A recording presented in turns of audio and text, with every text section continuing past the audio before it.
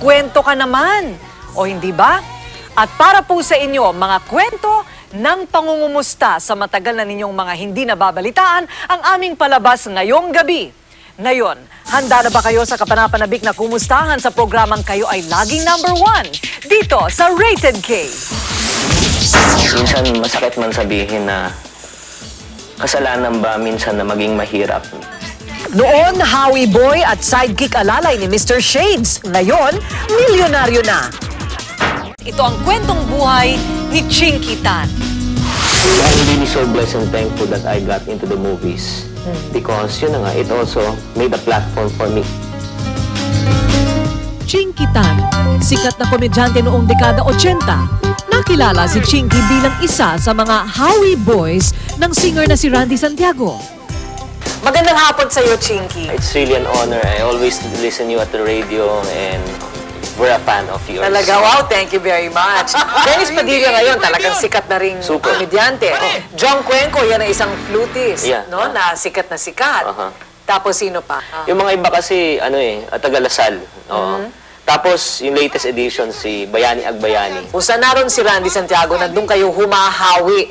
Pakikwento sa amin bakit kayo natawag na Howie Boy. Ang pinaka-asset ni Randy yung shades niya.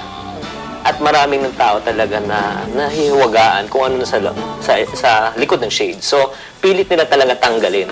So, once na hinahawi namin ng tao, hindi para protektahan si Randy, kundi protektahan na wag sana makuha yung shades. Ibig ko sabihin, pahay ka rin makipag-date sa akin? Mula sa pelikulang I Love You 3 Times a Day, nagsimulang makilala si Chinky Tan sa Pinilakan Tabing.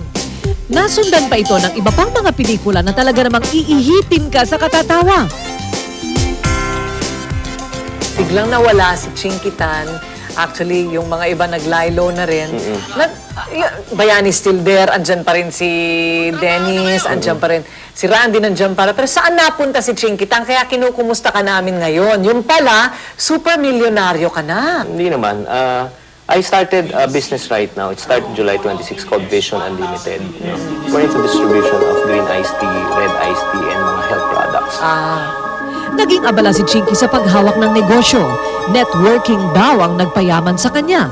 Libo-libong tao ang kanyang mga natulungan. Pagtitipid lamang daw ang susi ng tagumpay. So, lahat ng kinikita ko talaga, I make sure that I invest it on the right places. Ngayon, I need to earn. Alam po naman natin, sa movies, you're only good as your last movie. Ganon din sa business. Dala ng sikap, tiyaga, at determinasyon sa trabaho, heto't may mga condominium unit na si Chinky. Mula sa lumang bahay sa Tondo, aba, mas maayos na ngayon ang bahay ni Chinky at nakabili na rin ang sarili niyang sasakyan. Lahat ng ito, resulta daw ng kanyang maayos na plano sa buhay. Paplano ka talaga, Chinky. Yeah. Importante, no? I kasi started at the age 12. Galing din ako sa wala eh. I started from Tondo, 12 years old ako. I go to school, walang pera, walang baon. Totoo. Yeah. Parang hindi makapaniwala ang mga Pilipino na merong Chinese na naghihirap. Mahirap talaga. My father lost the business. My mom talaga is the one helping both ends meet. I was selling toilet paper. Nagbalik tanaw si Chinky sa kanyang nakaraan. Ang hirap daw ng buhay noong araw. Kumakato ka sa mga bahay para magbenta ng toilet paper? Pero lahat bumibili. Alam mo bakit? Oo. Kasi ang ganda ng pitch ko. Sinabi ko, patry mo to. Malambot to. Promise, hindi to nakakasugat ng puwet. So, anong pinaka hindi mo makakalimutang bahagi ng buhay mo na tinamasa mo nung panahon na naghihirap ka? Minsan masakit man sabihin na kasalanan ba minsan na maging mahirap. Minsan kasi sa family reunion, yung parang nararamdaman mo na naietsepwera ka kasi wala kayo. Kayo huli parati. So, ito ngayon ang tinatrabaho mo? Yes. Ang iyong happy family life? Yes, and then also teach the people the right values. Na kumita ka para sa pamilya mo. I don't work on a Tuesday. O bakit hindi Sabado at Linggo? Saturday, it's our busy day. Sunday, I go to church, I worship. I'm also a pastor of a church. So, looking back, marami sa mga nanonood sa atin ngayon ng sadsad din sa problema sa pamilya o kaya sa finances.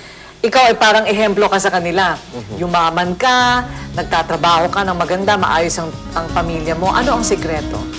Well, I just want to encourage you, number one, is to pray. You have to really pray. Apart from God, we're nothing. we cannot do anything apart from God. Wow. Mukhang mapapakinabangan ko din ang encouragement na yan. Thank you, Chinky. Yeah, maraming Congratulations and we're very happy for you. Yeah. Magandang pangungumusta ito dahil magandang inabutan namin sa'yo. Oh, it's my pleasure. Kung minsan, kapag dumaraan tayo sa hirap at pagsubok tulad ng ating napanood, napapatanong tayo sa ating mga sarili, aangat pa kaya ako? O kaya ay malalagpasan ko pa kaya ito ng buong buo? Isa lamang si Chinky Tan sa maraming mga buhay na patotoo na kapag ating ginusto at tayo'y nagsipag ay maaaring mangyari.